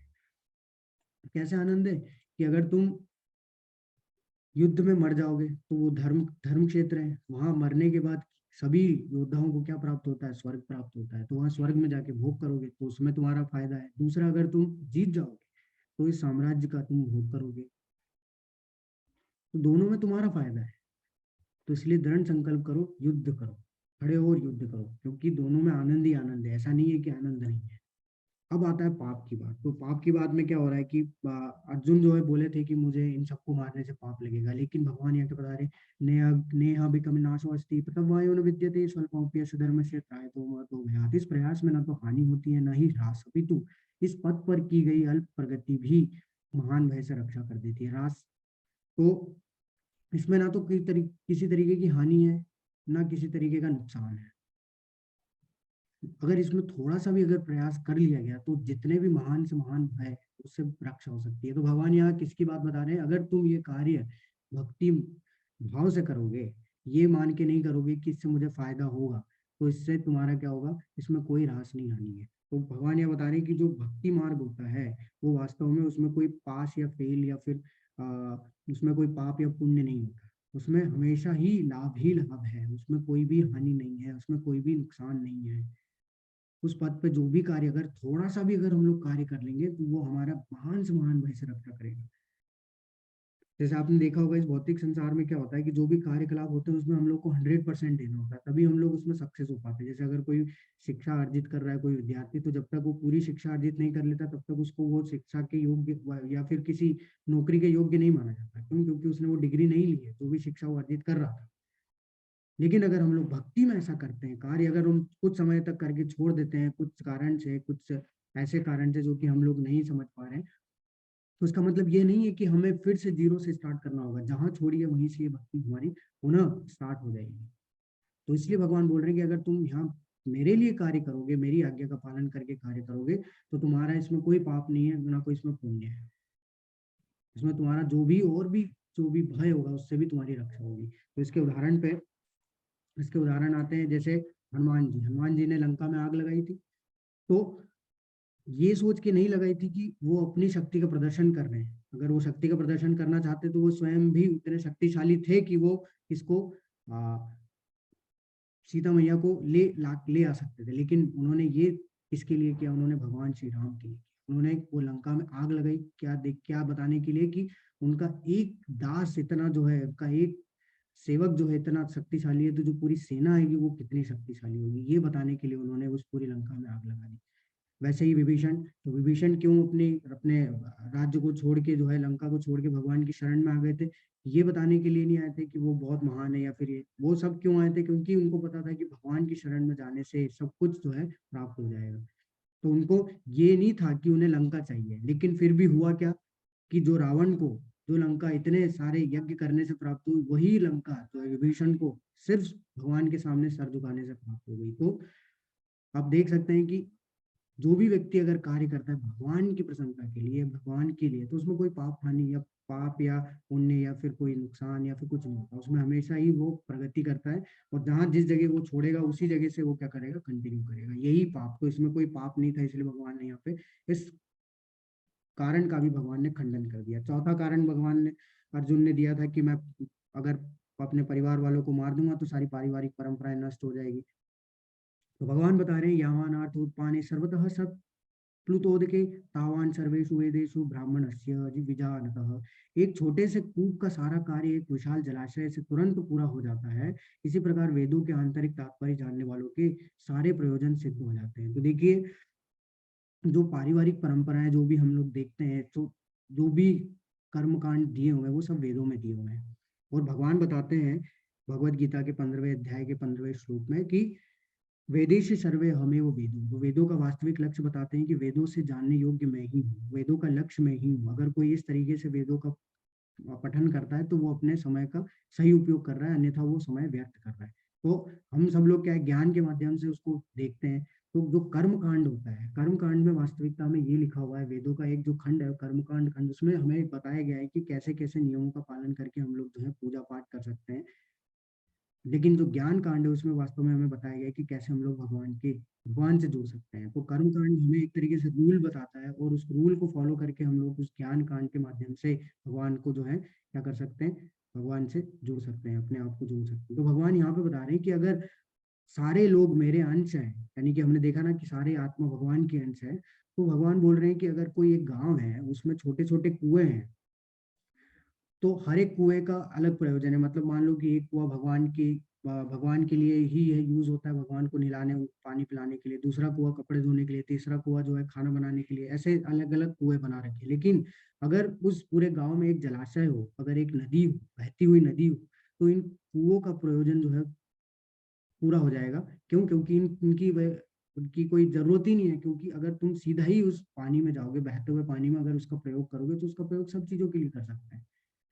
तो वैसे ही भगवान बोल रहे हैं कि अगर तुम मेरे लिए कार्य करोगे और मुझे प्रसन्न कर दोगे, तो जितने भी लोग हैं इस संसार में, जो तुम्हारे परिवार में क्यों ना हो, वो सब भी स्वतः प्रसन्न हो जाएंगे। उनका सबका जो है उद्धार हो जाएगा। कोई भी तरीके का पारिवारिक परंपराएं समाप्त नहीं होंगी, इससे सबका उद्धार होगा।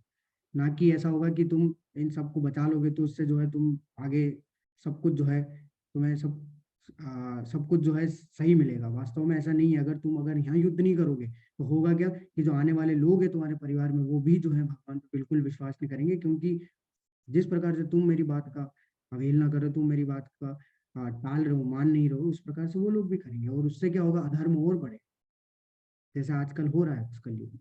तो वही चीज भगवान यहाँ बता रहे हैं कि अगर तुमने सिर्फ मेरे लिए कार्य करके इस प्रयोजन को इस कार्य को सिद्ध कर दिया, तो जितने भी तुम्हारे और भी जितने भी कार्य हैं वो सब स्वतः ही क्या है, सिद्ध हो जाएंगे। सारे जितने भी परिवार वाले, जितने भी पुरख हैं, वो सब जो है स्वतः ही जो है प्रसन्न हो जाएंगे, उनका उपकार हो जाएगा। लास्ट में बोला था असमंजस, कि वो कुछ समझ नहीं पा रहे। देखिए अर्जुन इतने ज्यादा फोकस्ड थे। अब हम लोग तो जानते हैं कि अर्जुन बहुत बड़े धनुर्धर थे, तो बहुत ज्यादा फोकस्ड थे वो अपने लक्ष्य को लेके, लेकिन फिर भी वो अपने लक्ष्य को भूल गए। वास्तव में वो असमंजस में आ गए। तो भगवान क्या बता रहे हैं, व्यवसायत्मका बुद्धि रे के कुरु नंदन बहुशाखा ही नंताश बुद्धि हो या व्यवसायी माम। जो इस मार्ग पर चलते हैं वे प्रयोजन में दृढ़ रहते हैं, और उनका लक्ष्य भी एक होता है। हे कुरुनंदन, जो दृढ़ प्रतिज्ञ नहीं है, उनकी बुद्धि अनेक शाखाओं में विभक्त रहती है। तो भगवान बता रहे हैं कि जो दृढ़ प्रतिज्ञ नहीं है, मतलब कि उनकी जो है जो बुद्धि है वो अनेक शाखाओं में विभक्त रहती है। वास्तव में तुम्हारा क्या काम है, तुमने अगर मुझे शिष्य मान लिया है, सातवां जो टर्निंग पॉइंट वाला जो श्लोक था, उसमें अर्जुन ने क्या बोला कि मैं आपका शिष्य हूँ, मैं आपके शरणागत होता हूँ, अब जो भी आप उपदेश देंगे मैं उसका पालन करूंगा। तो वही भगवान बोल रहे हैं कि अगर तुम गुरु साधु और शास्त्रों की शरण में चले जाते हो, तो जो भी उसमें उपदेश दिए हैं वही तुम्हारा परम लक्ष्य है, और उसमें तुम्हारा किसी भी तरीके का असमंजस होना नहीं चाहिए। क्योंकि जब तुमने शरणागति ले ली है, तो जो वो चीज बोल रहे हैं उसका क्या करो, तुम पालन करो, वही तुम्हारा लक्ष्य होना चाहिए। तो प्रतिज्ञ दृढ़ प्रतिज्ञ होना वो ज्यादा महत्वपूर्ण है। क्योंकि जो दृढ़ प्रतिज्ञ नहीं है, उसकी बुद्धि क्या होगी, एक अलग अलग जो है चीजों में ध्यान लगाती रहेगी। अगर हम लोग सीधा एक ही चीज पे अगर मान ले और उसी चीज को अगर काम करने लगे, तो वही हमारा लक्ष्य है। तो भगवान बोल रहे हैं कि अगर तुमने मुझे अपने आप को समर्पित कर दिया है, तो इसका मतलब ये है कि अब मैं जो बोल रहा हूँ, वो जो मैं जो भी आदेश दे रहा हूँ, उसकी पूर्ति तुम्हारा लक्ष्य है। तो वही लक्ष्य है, उसी बिना असमंजस के उसी कार्य का जो है तुम पालन करो, उसी आदेश का तुम पालन करो। कर्मण्यवाधिकारस्ते मा फलेषु कदाचन मा कर्मफल हेतुर्भुक्ते संगः कर्मणि। तुम्हें अपने कर्म करने का अधिकार है, किंतु कर्म के फलों को तुम अधिकारी नहीं हो। तुम ना तो कभी अपने आप को अपने कर्मों के फलों का कारण मानो, ना ही कर्म न करने में कभी आसक्त हो। भगवान यहाँ बोल रहे हैं कि अगर मैं एक लाइन में बताऊँ, तो कर्म करो लेकिन फल की इच्छा मत करो। ये भगवान यहाँ पे हमें समझा रहे हैं। तो कर्म हमारा कर्तव्य है करना। तो हम लोग ऐसे फिजूल में नहीं बैठ सकते। अगर फिजूल में अगर बैठ रहे हैं, तो भी वो एक तरीके से कर्म कर रहे हैं, यानी फालतू बैठने का कर्म कर रहे हैं। तो हम कर्म से नहीं बच सकते। तो हमारा कर्तव्य कर्म करना। लेकिन अगर हम लोग ये मान के कर्म करें कि जो फल मिल रहा है वो हमारे ही माध्यम से, कर्म जो हमने किया उसी के माध्यम से प्राप्त हो रहा है, तो वो गलत है। क्योंकि कर्म का जो फल हो रहा है उसके हम लोग अधिकारी बिल्कुल नहीं है। हमारा काम है सिर्फ कर्म करना, लेकिन जो फल प्राप्त होगा वो हम नहीं जानते कैसा होगा, अच्छा होगा बुरा होगा, वो सब डिपेंड करता है। हर और भी चीजें हैं जो कि कल हम लोग पता चलेगी कि वास्तव में कर्मों का फल किसके किस पे चीजों पे डिपेंड करता है। तो कर्म का फल के अधिकारी हम नहीं है, तो हमें सिर्फ कार्य करना है। तुम ना तो कभी अपने आप को कर्मों के फलों का कारण मानो, तो जो हमें कर्म के फल मिल रहे हैं हमारे जो कर्तव्य करने से, इसका मतलब ये नहीं कि सिर्फ हम अकेले कारण हैं। वो भी भगवान बताएंगे 18वें अध्याय में कि हम अकेले कारण नहीं, उसमें भी 5 लोग होते हैं, 5 कारण होते हैं जो कि पूरे फल जो हमें प्राप्त होता है उसके पीछे। और अगर ये सब जानते हैं कि हम लोग अपने कर्मों का फलों का कारण भी नहीं है, तो हम लोग को सिर्फ कर्म करना है, कर्म फल जो है कर्म के फलों के अधिकारी हम नहीं है, तो ऐसा नहीं कि हम लोग कर्म करें ही नहीं, कर्म नहीं करें कि ना, जब हम लोग का सब कुछ डिसाइडेड है तो फिर हम लोग क्यों कर्म करें, तो कर्म करना ही पड़ेगा। आत्मा का स्वभाव है कर्म करना, तो हमें कर्म करना ही है, हम कर्म को नहीं छोड़ सकते। लेकिन भगवान क्या बोल रहे हैं कि जो भी कर्म हम लोग कर रहे हैं उससे आसक्त नहीं होना है, जो भी फल हमें मिल रहा है उससे आसक्त नहीं होना है, क्योंकि अगर हम लोग एक बार किसी चीज से आसक्त हो गए, किसी चीज से हम लोग अटैच हो गए, तो वो क्या करेगा, हमें हमेशा दुख ही देगा। क्यों? क्योंकि हर चीज यहाँ पे क्या है, हर चीज इस संसार में जो है वो क्षणिक है, टेम्पररी है। अगर हम लोग को दुख मिल रहा है तो सुख भी मिलेगा, सुख मिल रहा है तो दुख भी मिलेगा। ऐसा नहीं है कि दुख ही दुख चलता रहेगा, सुख ही सुख चलता। तो कुछ समय तक सुख मिलेगा, कुछ समय तक दुख मिलेगा, कुछ समय तक गर्मी चलती है, कुछ समय तक सर्दी होती है, कुछ समय तक अच्छा लगता है, कुछ समय तक बुरा लगता है। तो ये जो कुछ कभी किसी को लाभ होता है, फिर कभी हानि हो जाती है, तो ये जो द्वंद है ये चलते रहेंगे, कभी समाप्त नहीं होंगे। इसलिए भगवान बोल रहे हैं कि किसी चीज की, किसी भी कर्म से आसक्त हुए बिना अपना कर्तव्य समझ के कर्म करो। बाकी सब कुछ क्या है, फल की इच्छा बिल्कुल मत करो। फल जो भी मिल रहा है वो क्या है, और भी कारण है जो कि जिस पे डिपेंड करता है।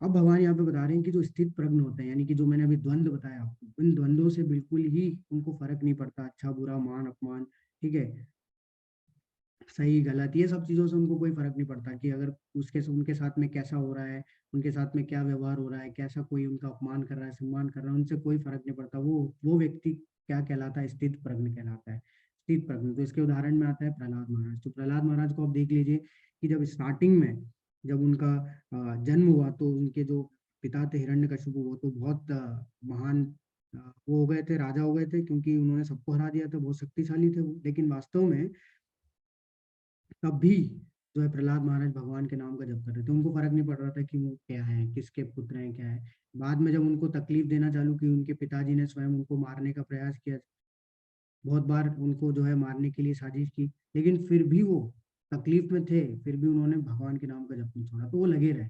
वो स्थित प्रज्ञ है, उनको किसी भी चीज से कोई मतलब नहीं है। उनको जब अच्छा था, उनका सब जीवन अच्छा चल रहा था, तब भी वो नाम ले रहे थे, जब जीवन में तकलीफ है तब भी वो नाम ले रहे थे। हमेशा वो डिपेंडेंट थे किस पे, भगवान पे। उनको पता था कि जो भी रक्षा करने वाले वो भगवान है, वो कभी उनको कोई भी चीज विचलित नहीं कर रही थी। आजकल हम लोग को ऐसे ही होता है, किसी के साथ में कहीं अच्छा हो जाता है तो वो इतना ज्यादा खुश हो जाता है कि वो भूल ही जाता है कि वास्तव में करना क्या है। ठीक है, किसी के साथ बुरा हो जाता है तो वो इतना ज्यादा कोप में चले जाता है कि वो ये भूल जाता है कि वास्तव में ये तो कुछ समय के लिए है। ठीक है, वो अपने आप को तकलीफ देने लगता है। तो ये जो चीज है, अच्छी बुरी, पास फेल, ये सब पूरे संसार में चलता रहता है, ये कभी भी समाप्त नहीं होगा। तो अगर हम लोग उसमें स्थित प्रज्ञ, हम लोग उसमें अपने आप को आ, धीर बना लेते हैं, अगर हम लोग उसमें अपने आप को बैलेंस कर लेते हैं, वही भगवान हमें सिखा रहे हैं इस चीज से। तो इसमें उदाहरण आता है प्रहलाद महाराज का। प्रहलाद महाराज के बाद उदाहरण आता है यहाँ पे हम लोग देख सकते हैं प्रभुपाद जी का। तो प्रभुपाद जी ने भी यही किया। प्रभुपाद जी जब स्टार्टिंग में उन्होंने स्टार्ट किया था इस चीज को, कृष्ण भावनामृत का प्रचार करना, तो उन्हें कोई सफलता प्राप्त नहीं हुई, लेकिन फिर भी वो लगे रहे। ऐसा नहीं उन्होंने छोड़ दिया कि नहीं, हम मुझे सफलता प्राप्त नहीं हो रही तो मैं छोड़ देता हूँ, उससे तो एकदम विचलित हो गए और छोड़ दिए। ऐसा नहीं है, उन्होंने किया, बहुत कोशिश की। और फिर जिस आयु में हम लोग जो है रिटायरमेंट ले लेते हैं, घर बैठ जाते हैं, उस आयु में प्रभुपाद जी ने निर्णय लिया कि नहीं, मैं विदेश जाऊंगा। बताइए, वहाँ कोई जानता नहीं है, किसी को कोई लेना देना नहीं है इन सब चीजों से, लेकिन फिर भी उन्होंने निर्णय लिया कि मैं अपने गुरु का आदेश पूर्ति के लिए जाऊंगा। वहां गए, उनकी सारी चीजें चोरी हो गई, लेकिन फिर भी वो लगे रहे कि नहीं, मैं मेरा मुझे आदेश है, उसकी पूर्ति करनी ही है। तो वो स्थित प्रज्ञ होता है, कोई भी द्वंद से विचलित नहीं हुआ, क्योंकि वो जानते थे कि उनके साथ में भगवान है, उनके गुरु के आदेश, उनका आशीर्वाद है, जिससे कि वो पूर्ति होगी। तो ये स्थित प्रज्ञ है, जहाँ से कि हम लोग को ये सिखाया जा रहा है कि द्वंद्वों से हम लोग कैसे अपने आप को क्या कंट्रोल कर सकते हैं, अपने आप को बचा सकते हैं। अब जो 2 श्लोक आने वाले हैं, बहुत ही ज्यादा महत्वपूर्ण है। तो ये कई बड़ी बड़ी यूनिवर्सिटी में साइकोलॉजी जो सब्जेक्ट होता है उसमें पढ़ाया जाता है, साइंस ऑफ साइकोलॉजी में। तो ये हम देखते हैं वो 2 श्लोक कैसे हैं, बहुत ही ज्यादा महत्वपूर्ण श्लोक है। ध्यायतो विषया पुंसा संगः तेषु उपजायते, संगः संजायते कामा, कामा क्रोधो विजायते, क्रोधा भवति सम्मोहं, सम्मोह स्मृति विभ्रमा, स्मृति बुद्धिनाशो बुद्धिनाशा प्रणश्यति। इंद्रिय विषयों का चिंतन करते हुए मनुष्य की उनमें आसक्ति उत्पन्न हो जाती है, और ऐसी आसक्ति से काम उत्पन्न होता है, और फिर काम से क्रोध प्रकट होता है। क्रोध से पूर्ण भ्रम उत्पन्न होता है, और भ्रम से स्मृति, जब स्मृति हतप्रद है तो बुद्धि खो जाती है, और जब बुद्धि खो जाती है तो भौतिक कुल में फिर से व्यक्ति गिर जाता है। तो 8 अवस्थाएं होती है हमारे पतन की, और वो कौन कौन सी अवस्था है? ऑब्जेक्ट यानी वस्तु आसक्ति, काम, क्रोध, सम्मोह, स्मरण शक्ति की क्षति, और बुद्धि की हीनता। तो व्यक्ति क्या करता है, जैसे ये 8 अवस्था क्या है, व्यक्ति सबसे पहले क्या करता है, ध्याय तो विषय पुंसा, अगर वो किसी चीज को देखता है तो उस पर ध्यान लगाने की कोशिश करता है। वो क्या करता है, उस पर एकदम एकदम ध्यान लगाता है। जैसे अगर मैं उदाहरण दूं, अगर कोई व्यक्ति को कोई चीज चाहिए, मान लो अगर उसको कोई कार चाहिए, तो वो कार देख लेता है, उस जो उसको बहुत पसंद है वो कार उसको दिख जाती है, वो उसके दिमाग में वो चलती रहती है, और उस पर ध्यान लगाता है, वो दिमाग में हमेशा चलती रहती है। उस ध्यान से क्या क्या उत्पन्न होता है? ध्यायतो विषयापुंसा संगह तेषु उपजायते, उससे संगह यानी कि आसक्ति पैदा होती है, यानी कि उसको उससे इतना ज्यादा अटैचमेंट हो जाएगा, वो जो विचार उसके अंदर चल रहे हैं उस कार के, और वो आसक्ति उसे क्या करेगी, वो आसक्ति उसे बुरी इच्छाएं पैदा करेगी, यानी कि कैसे, कि उसको वो चाहिए कैसे भी करके। तो वो काम है, काम मतलब कि बुरी इच्छा है, कि उसके अंदर ये आसक्ति आ जाएगी कि कैसे भी करके मुझे ये चाहिए। अगर आसक्ति पैदा हो गई तो उसके अंदर ये इच्छाएं पैदा होगी कि मुझे ये चाहिए। अब देखिए, दो चीजें, अगर उसको वो चीज मिल जाती है आसानी से तो उसके अंदर लोभ आ जाएगा, लालच आ जाएगा, और अगर वो उसको चीज नहीं मिलती है तो उसके अंदर क्रोध आएगा। वो किस में कन्वर्ट हो जाएगा? वो बुरी इच्छाएं कन्वर्ट हो जाएगी क्रोध में। वो क्रोध क्या करेगा? अब क्रोध में आप सब जानते हैं, क्रोध में आदमी क्या हो जाता है, अपना सब कुछ सम्मोहन भूल जाता है, सम्मोहित हो जाता है, एकदम पगला जाता है, और उससे क्या होता है, उसकी स्मरण शक्ति समाप्त हो जाती है, वो सही तरीके से सोच भी नहीं सकता, सब कुछ भूल जाता है, और सिर्फ एक ही चीज उसको दिखाई देती है कि कैसे करके मेरे को वो चाहिए बस। और फिर वो इधर उधर सब जो है सारे लोगों को परेशान करने लगता है। और इससे क्या होता है, ऐसा करने से उसकी बुद्धि जो है नाश हो जाता है, बुद्धि का नाश हो जाता है, और जब बुद्धि का नाश हो जाता है तो उसका क्या हो जाएगा, पतन हो जाएगा। तो ये जो 8 अवस्थाएं बहुत ही ज्यादा महत्वपूर्ण है, यही हमारा इस संसार में पतन करती है। जो भी इस संसार में हम देख रहे हैं, जो गलत कार्य हो रहे हैं, पाप कर्म हो रहे हैं, वो सब इन कारणों से हो रहे हैं, क्योंकि व्यक्ति क्या कर रहा है, किसी एक चीज पे इतना ज्यादा अटक जा रहा है कि उससे ये सारे जो है उसके अंत में उसकी बुद्धि का नाश हो जा रहा है, और वो गलत कार्य कर बैठ रहा है। तो अगर हमें इस अपने पतन से अपने आप को बचाना है, तो हमें कहीं ना कहीं इस चीज को अपने आठों अवस्थाओं में से किसी पे भी हमें क्या है, रोक लगाना बहुत जरूरी है। तो हम लोग जहाँ पे भी रुक जाएंगे, उसके बाद हम लोग प्रगति करना स्टार्ट करेंगे, तो वो जो जिस भी अवस्था पे हम लोग रुके हैं, उस अवस्था से हम लोग क्या है, प्रगति करके हम अपने आप को पतन होने से बचा सकते हैं। तो हमने आज के अध्याय में देखा कि जो पहला कारण दिया था अर्जुन ने, उसका खंडन किया भगवान ने कि हम शरीर नहीं है, हम आत्मा है। दूसरा कारण जो अर्जुन ने दिया था कि मुझे कोई आनंद प्राप्त नहीं होगा, उसमें भगवान ने बताया कि तुम जीतोगे तो स्वर्ग मिलेगा, और जीतोगे तो राज्य मिलेगा, और मरोगे तो स्वर्ग मिलेगा, तो आनंद ही आनंद। पाप के लिए बताया कि भक्ति विधि में जो भी अगर आप कार्य करते हो तो उसमें कोई पाप या पुण्य नहीं होता है। पारिवारिक परंपरा में बताया कि तुम प्रेरणा का स्रोत बनो, नहीं तो जो तुम्हारे लोग आने वाले जो पीढ़ियां हैं वो भी क्या है, तुम्हारा इस तरीके का तुम्हारे कोई फॉलो करेगी, और जो तुमने किया है, भगवान की बात को नकारा है, और जो काम नहीं किया है वही कार्य भी करेगी, यानी कि तुम्हारे धर्म का पालन ही नहीं करेगी अगर तुम यहाँ से उठ के भाग जाओगे तो। और असमंजस का क्या बोला है कि दृढ़ निश्चय के साथ जो भी आपके गुरु साधु और शास्त्रों का जो भी निर्णय है, जो भी आदेश है, उसकी पूर्ति ही जो है वास्तविकता में लक्ष्य है। असमंजस से वही जो है हमें बचा सकता है। तो प्रभुपाद जी इसमें बताते हैं कि मनुष्य कृष्ण भावनामृत या दिव्य जीवन को एक क्षण में प्राप्त कर सकता है, और हो सकता है कि उसे लाखों जन्मों के बाद भी न प्राप्त हो। यह तो सत्य समझने और स्वीकार करने की बात है। इस जीवन के अंत में से पूर्व यदि कोई कृष्ण भावनावाहित हो जाए तो उसे तुरंत ब्रह्म निर्वाण अवस्था प्राप्त हो जाती है। भगवत धाम तथा भगवत भक्ति के बीच कोई अंतर नहीं है, क्योंकि दोनों चरम पद है। अतः भगवान के दिव्य प्रेम भक्ति में व्यस्त रहने का अर्थ है भगवत धाम को प्राप्त करना। भौतिक प्रगति, भौतिक जगत में इंद्रिय तृप्ति विषय कार्य होते हैं, और आध्यात्मिक जगत में कृष्ण भावनामृत विषय कार्य होते हैं। इसी जीवन में ही कृष्ण भावनामृत की प्राप्ति तत्काल ब्रह्म प्राप्ति जैसी है, और जो कृष्ण भावनामृत में स्थित होता है वो निश्चित रूप से पहले ही भगवत धाम में प्रवेश कर चुका होता है। भगवत गीता के प्रतिपाद्य कर्मयोग, ज्ञान योग तथा भक्ति योग है। इस द्वितीय अध्याय में कर्मयोग तथा ज्ञान योग की स्पष्ट व्याख्या हुई है, एवं भक्ति योग की भी झांकी दी है भगवान। तो हमने देखा कि इसमें जो है हर चीज के बारे में बताया भगवान ने। कर्म योग के बारे में बताया, ज्ञान योग के बारे में बताया और भक्ति योग के बारे में बताया। और थोड़ी बहुत जो है मतलब कुछ ही चीजें जो है बताइए भक्ति योग के बारे में, ऐसा नहीं पूरा डिटेल में, लेकिन कर्म योग और ज्ञान योग के बारे में कुछ कुछ बताया, जो कि और डिटेल में वो जो है आने वाले अध्यायों में क्लियर करेंगे। तो वास्तव में हमें अगर आध्यात्मिक जगत मार्ग में अगर प्रगति करना है, तो हमें क्या करना पड़ेगा कि जो भी हम लोग इस शारीरिक स्तर पे सोच रहे हैं, उसको त्याग के हमें क्या है, अपने अंदर ये ज्ञान लाना पड़ेगा कि हम लोग शरीर नहीं है, हम लोग आत्मा है और हम भगवान के अंश हैं, और हमारा जो कार्य है, वास्तविक कार्य वो जो भगवान बता रहे हैं वो है। नहीं कि ये नहीं है कि हम लोग अपने मनोधर्म से कार्य करें, कि हम लोग अपने लिए श्रेष्ठतम नहीं सोच सकते। तो ये अध्याय हमारा यही समाप्त होता है। तो अगर आप लोगों के कोई प्रश्न है तो आप पूछ सकते हैं।